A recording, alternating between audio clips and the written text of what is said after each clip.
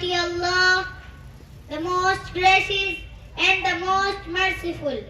Mr. President, respected teachers and dear guests, Assalamu alaikum wa rahmatullahi wa barakatuh.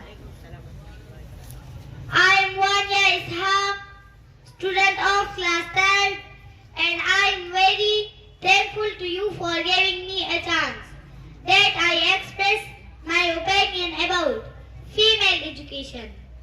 Stars are the beauty of sky, flowers are the beauty of garden, and educated female are the beauty of nation.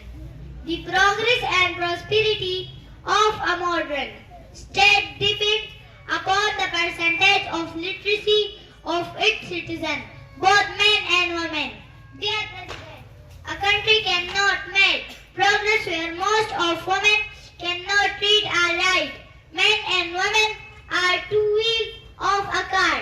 Just as a car cannot go ahead on one wheel of a car, in same manner, a society cannot make progress where most along modern life. If both men and women are not properly educated, if you educate a boy, you educate individual. If you educate a girl, you educate a family. Women form almost half of population of the world. Without their education, progress is impossible in this world. Honorable audience, due to the shortage of my time, I want to end my speech with great saying of Napoleon Bonaparte. Give me an educated mother, I will give you an educated nation. Thank you. وَمَا أَرْسَلْنَاكَ إِلَّا رَحْمَةً لِلْعَالَمِينَ. زمزم کو سرو تسنیم نہیں لکھ سکتا، زمزم کو سرو تسنیم نہیں لکھ سکتا، یہ قلم آپ کی تعظیم نہیں لکھ سکتا. شاعری کی کئی دیوان لکھی ہے لیکن، شاعری کی کئی دیوان لکھی ہے لیکن آپ کی نام کی ایک میم نہیں لکھ سکتا. جناب صدر، مہمانان گرامی، السلام علیکم ورحمۃ اللہ وبرکاتہ. آج مجھے جس موضوع پر اپنے خیالات کے اظہار کرنے کا موقع ملا ہے وہ ہے حضور سرور کائنات صلی اللہ علیہ وسلم کی سیرت طیبہ. صدر ذی وقار، یقین جانیے جب مجھے یہ موضوع ملا تو میں تو سوچ ہی میں پڑ گئی کہ میں انصاف بھی کر سکوں گی کہ نہیں، کیونکہ حضور سرور کائنات احمد مجتبی محبوب کبریا جناب محمد رسول اللہ صلی اللہ علیہ وسلم کی ایک ایک صفت بیان کرنے کے لیے تو کتابوں کی کتاب بھی درکار ہوگی، لیکن موضوع پھر بھی تشنے لب رہے گا، کیونکہ کیا پتھی اور کیا پتھی کا شوربہ، کہاں وہ ہستی مبارک اور کہاں ہی بنتا ناچیز. اس لیے میں یہاں پر آقا کریم کی صرف ایک ہی صفت پر تبصرہ بیان کرنے کی جسارت کروں گی، وہ ہے حضور سرور کائنات بحیثیت دائی امن سلامتی صدر علی مرتبت. آج میں اپنے خدمت پر نازا ہوں کہ مجھے زیر غور مضمون پر لب کشائی کا موقع ملا ہے. حضور سرور کونین ساقی کوثر تاجدار مدینہ سے رب کریم خود مخاطب ہے کہ اے محبوب عام، میرا تجھ سے وعدہ ہے کہ زمین کے جس خطے پر، آسمان کے جس کونے پر، ہوا کے جس جھونکے پر، درخت کی جس پتی پر، پانی کی جس قطرے پر، جس انسان کی زبان دل و دماغ پر تیرا ذکر ہوگا، وہاں امن و سلامتی کا ڈنکا بجے گا اور رحمتوں کی بارش برسے گی. انہیں خلق کر کی نازا ہوا خود ہی دست قدرت، انہیں خلق کر کی نازا ہوا خود ہی دست قدرت، کوئی شاہکار کبھی احسان عطا نہ ہوگا. خالق کائنات خود بھی رحمت ہے، رحمان رؤوف الرحیم ہے، اور آپ کی محبوب بھی امن و سلامتی کی صفت میں کامل اکمل ہے. جناب والا، اگر میرا نبی بتانے سر کو توڑنے کے لیے کردار کی بجائے تلوار کا سہارا لیتی تو یہ دنیا کبھی امن کا گہوارہ نہ بنتی. ہاں پھر دیکھیے خطاب کی بیٹی عمر کو جو ہاتھ میں تلوار لیے نکلا تھا اور کیا لے کر پڑتا.